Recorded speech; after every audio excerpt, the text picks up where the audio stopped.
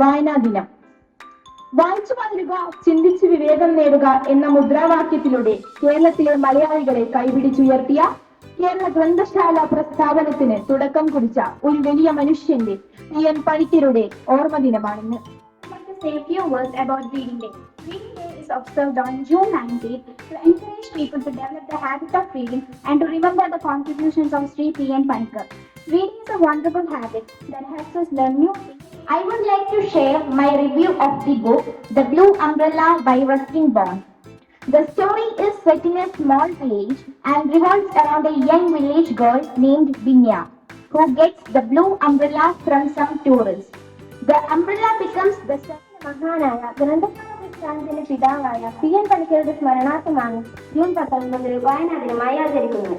പുസ്തകങ്ങൾ നമ്മുടെ അറിവിന്റെ വലിയ തലത്തിലേക്കുള്ള വാതിലാണ്. വായന നമ്മുടെ അറിവും യാഥാർത്ഥ്യശക്തിയും ചിന്താശക്തിയും വർദ്ധിപ്പിക്കുന്നു. I would like to share my review of the book The Worst Witch by Gilbert Keith. The Worst Witch by Gilbert Keith is a charming and humorous fantasy novel that introduces readers to a magical school unlike any other.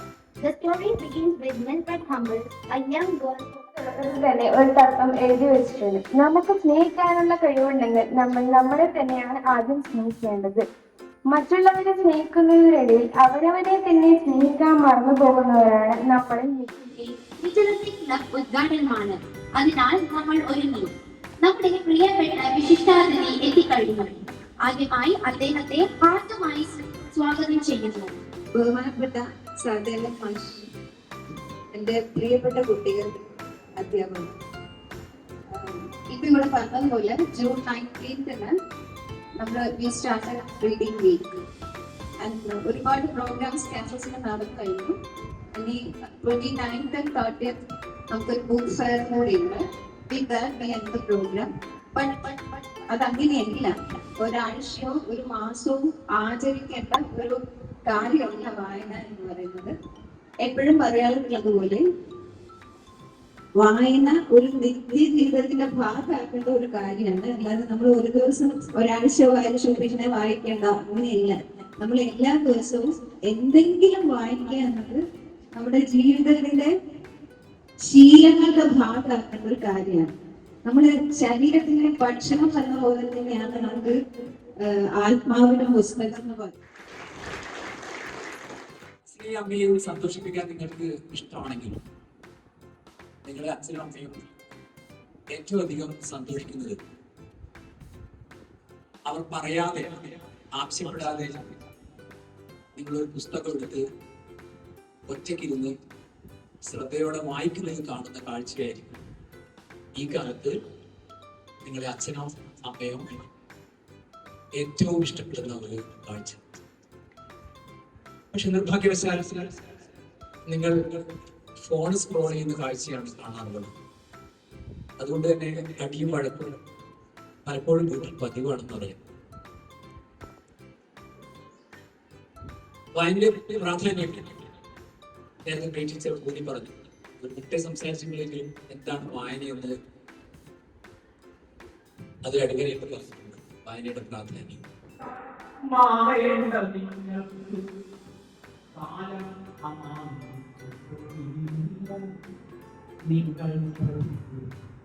നിങ്ങൾ പഠിക്കുവിൻ ആദ്യക്ഷരം മുതൽ മേലോട്ട് ബാലപാഠങ്ങൾ പഠിച്ചു മതിയാകില്ലെങ്കിലും നന്നായി പഠിച്ചു.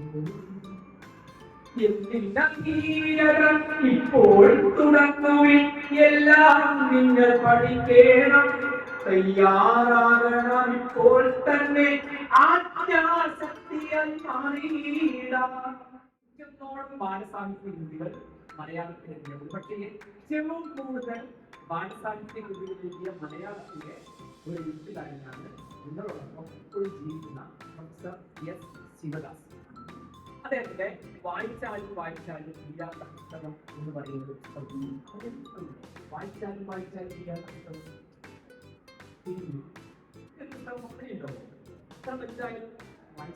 പക്ഷെ ഇദ്ദേഹത്തിന്റെ പുസ്തകത്തിന്റെ പേര് അതിന് തുടർന്ന് ഒരു കഥയില്ല. കഥയിലാണ് പണ്ടേ സംഭവിച്ച കഥയാണ്. സത്രമൊക്കെയുള്ള കാലം, സത്രം എന്ന് പറഞ്ഞാൽ എന്താണെന്നറിയോ?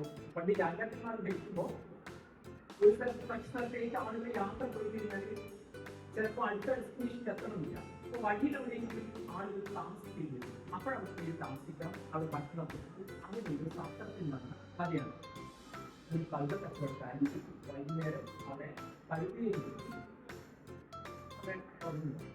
രാത്രി ഞാൻ പുറത്തൊക്കെ നടന്നു വന്നിട്ട് ഞാൻ ഒരേ ടാക്സിലാണ് എന്റെ കഴുതയിൽ കാണുന്നത്. എന്റെ കഴുതയെ കാണുന്നില്ല എന്ന് പറഞ്ഞിട്ട് ഒരേ ടാക്സിൽ. അപ്പൊ തൊട്ടപ്പുറത്തുള്ള യാത്രക്കാരൊക്കെ എന്താ കഴിക്കുന്നൊക്കെ ചോദിച്ചു, എന്താ പ്രശ്നം, എന്റെ കഴുതയെ കാണുന്നില്ല എന്ന്. അപ്പോ ചുറ്റും ആളുകളൊക്കെ നോക്കുകയൊക്കെ ചെയ്തു. പക്ഷെ കഴുത പോയാൽ കാണില്ല. ഇയാള് കുറച്ച് കച്ചവടക്കാരൻ പറഞ്ഞു, അത് സുഹൃത്തെ, നിങ്ങളുടെ കഴുതത്തിൽ അതിന്റെ ഒരു വലത്തേക്കാലിൽ ഊരുകാൻ ഒഴിഞ്ഞതാണ്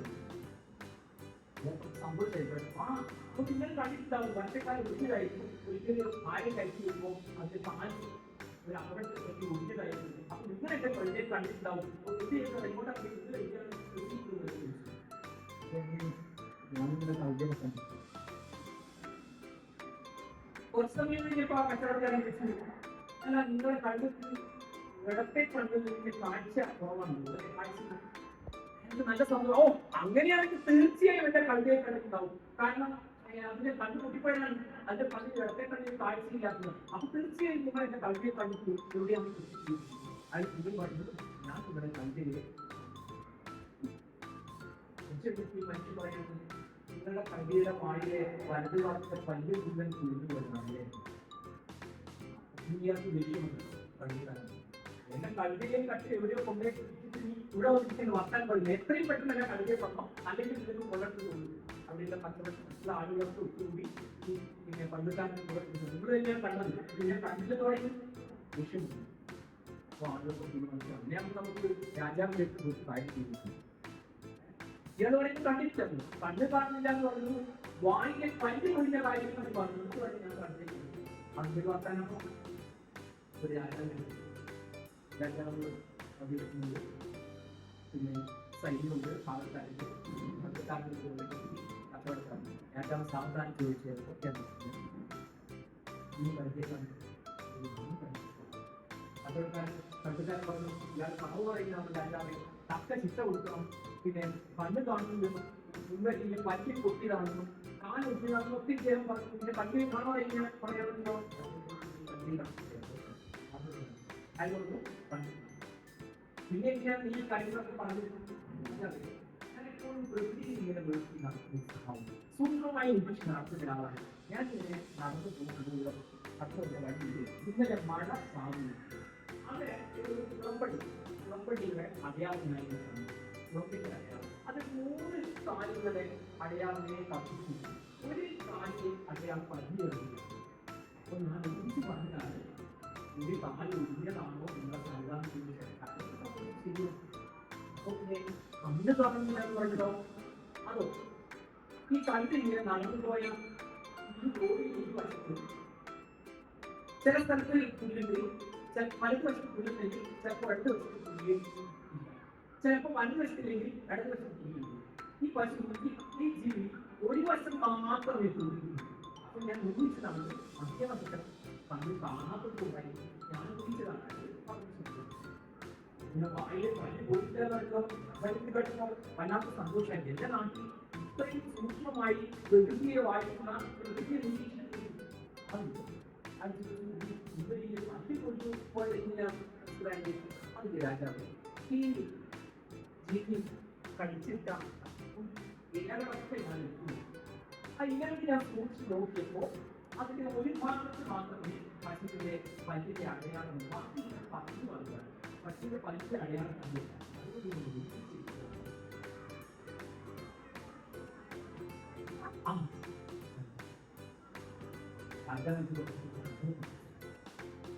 എത്ര സൂക്ഷ്മമായിട്ടാണ് ഈ കച്ചവടക്കാരൻ പുസ്തകത്തിന്റെ പേര് വായിച്ചാലും അതേപോലെ ഈ പുസ്തകം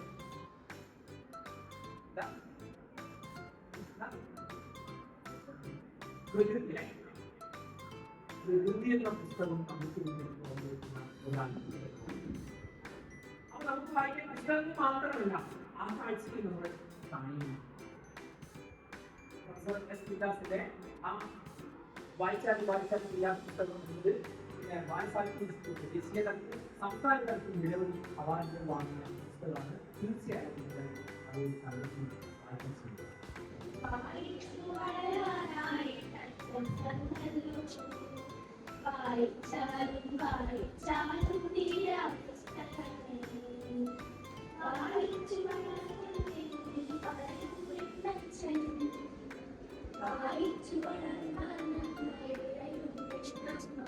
ഒരാഴ്ച നമ്മൾ വായനാവാരം ആഘോഷിക്കുകയാണ്. വായന ഒരിക്കലും അവസാനിക്കുന്നില്ല. കൂട്ടുകാരെ, ഈ അവസരത്തിൽ എല്ലാവർക്കും ഞാൻ നന്ദി രേഖപ്പെടുത്തുകയാണ്. ആദ്യമായി നമ്മുടെ ക്ഷണം സ്വീകരിച്ച് ഇവിടെ സന്നിഹിതനായ ശ്രീ സഹദേവൻ സാർ അധ്യാപകനും പ്രകൃതി സ്നേഹിയും നല്ലൊരു ഗായകനുമാണ്. മനോഹരമായ കൊച്ചു കഥകളും കവിതകളും നമുക്ക് പറഞ്ഞു തരുന്ന കാണുവാൻ സന്തോഷിപ്പിച്ച സാറിന് हृदय महिला कन्या पठन दिवस की हार्दिक शुभकामनाएं। राष्ट्रीय पठन दिवस हर साल 19 जून को मनाया जाता है। यह भारत के पुस्तकालय आंदोलन के जनक P.N. पनकर की पुण्यतिथि के उपलक्ष्य में मनाया। And memories that sticks with you long after you close it. Class Amir, a kid from a wealthy Kabul family, and his best friend Hassan, the son of Hassan. വായനയുടെ മഹത്വം. പണിയെടുത്ത് ക്ഷീണിച്ചു. ഒരു വീട് പുലർത്തണമെങ്കിൽ എന്തെല്ലാം വേണം? എന്നിട്ടും പണത്തിന് ബുദ്ധിമുട്ട് തന്നെ. ഒരു മകളുണ്ട്, അവൾക്ക് പിന്നെ ഏതു നേരവും പഠിക്കാം. അവൻ പഠിച്ചു വളരട്ടെ, നമ്മളെ പോലെ ആകുമല്ലോ. എടി ഞാൻ എഴുത്തും വായനയും പഠിച്ചില്ല, എന്നിട്ടെന്താ കുഴപ്പം?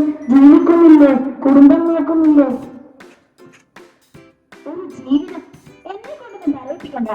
എല്ലാവരും പോലെയാണോ നമ്മൾ കഴിയുന്നത്?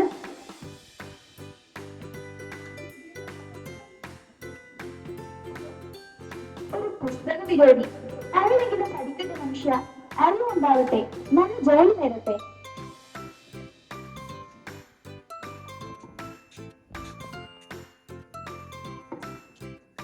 നിങ്ങൾക്കൊരു കത്തുണ്ട്. എനിക്ക് വേണ്ട. എഴുത്തും വായനയും എനിക്ക് ഇഷ്ടമില്ലെന്ന് ആർക്കും അറിയാത്ത. വേണ്ട. നിങ്ങളുടെ പുത്തൻ വീട്ടിൽ വേലായുധൻ നിങ്ങൾക്ക് തന്നെയാണ് കത്ത്. അത് ഞാൻ തന്നെയാ. ഇങ്ങനെയുണ്ടോ മനുഷ്യൻ?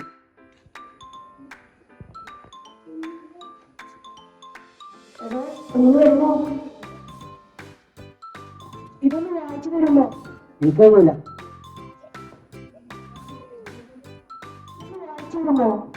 വേലായുധ, ഏത് ജോലി ചെയ്യുവാനും എഴുത്തും വായനയും പറഞ്ഞിരിക്കണം. ഞാൻ നാല് വായിക്കും. ഞാനും ഒരു അധ്വാനിയാണ്. നീ എന്താ ഇങ്ങനെ ഒരു നിരക്ഷൻ? ശാന്ത, ഇതൊന്ന് വായിച്ചു തരുമോ? ആരോ എനിക്ക് കത്ത് ചെയ്തിരിക്കുന്നത്. എനിക്ക് എഴുത്തും വായന അറിയില്ല, ആർക്കാ അറിയാത്തത്? ഏതോ പഹേ. എഴുത്തും വായനയും ഇഷ്ടമല്ലെങ്കിൽ എന്തിനാ വായിക്കാൻ എന്നെ വിളിച്ചത്? നിങ്ങൾ വിവരം അറിയണ്ട. അല്ല പിന്നെ ഒരു ആവണമല്ലോ.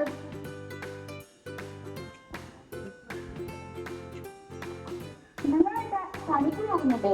എന്ത് പറ്റി? മുഖം വെള്ളാതിരിക്കുന്നല്ലോ.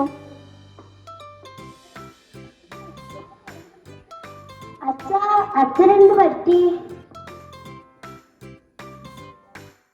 ഇത് കസ്റ്റമർ ആരും കാണിച്ചു തന്നില്ല. നിങ്ങൾക്ക് ഇതൊന്നും ഇഷ്ടമല്ലല്ലോ. നിങ്ങൾക്ക് വിവരം കുറിച്ച് വേണ്ടായിരുന്നു വിവരിക്കുന്നു. ഇന്നതാ അച്ഛാ, ഞാൻ വായിക്കാം.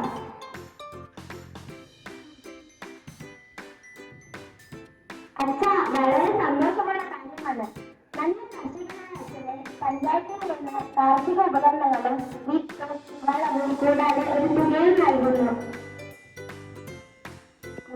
മോൾ അച്ഛൻ്റെ കണ്ണു തുറപ്പിച്ചു. വായിക്കാൻ അറിയാത്തതിന്റെ വിഷമം എനിക്ക് മനസ്സിലായി. ഇനി ഒരിക്കലും ഈ അച്ഛൻ വായനയെ എതിർക്കില്ല. വരൂ നമുക്ക് വായിക്കാം.